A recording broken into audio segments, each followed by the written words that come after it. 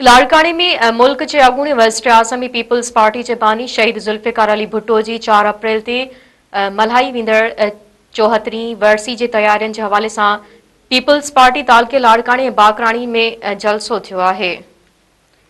PP तालके लाड़काने के सदर असदुल्ला भुट्टो ऐं तालके बाकराणी के सदर तारिक अनवर सियाल की सदारत हेठ थियल इजलास में यूसी चेयरमैन अली डिनो कंगो समेत तालकन के सदर जनरल सेक्रेटरी चेयरमैनन वाइस चेयरमैन ऐं बिन अॻवाननि शिरकत कई। इजलास में शहीद ज़ुल्फ़िकार अली भुट्टो ऐं शहीद मोहतरमा बेनज़ीर भुट्टो समेत बियन शहीदन जे लाइ दुआ घुरी वई ऐं फ़ैसिलो कयो वियो त वरसी के मौक़े ते वध खां वधि अवाम गड़ी ख़ुदा बख़्श भुट्टो पहुची पंहिंजे शहीदन अॻवाननि खे ख़राज अक़ीदत पेश कंदा। अॻवाननि चयो त पीपल्स पार्टी मुल्क जी वॾी जमहूरी पार्टी आहे जंहिं पार्टी में शहीद अॻवाननि ऐं कारकुननि जो रत शामिल आहे। शहीद ज़ुल्फ़िकार अली भुट्टो मुल्क के एटमी ताक़त बणाए अवाम की खुशहाली लाइ इनकलाबी कदम खयां। अॼु शहीदन के मिशन के सदर आसिफ अली ज़रदारी ऐं चेयरमैन बिलावल भुट्टो ज़रदारी खणी अॻिते वधी रहिया आहिनि।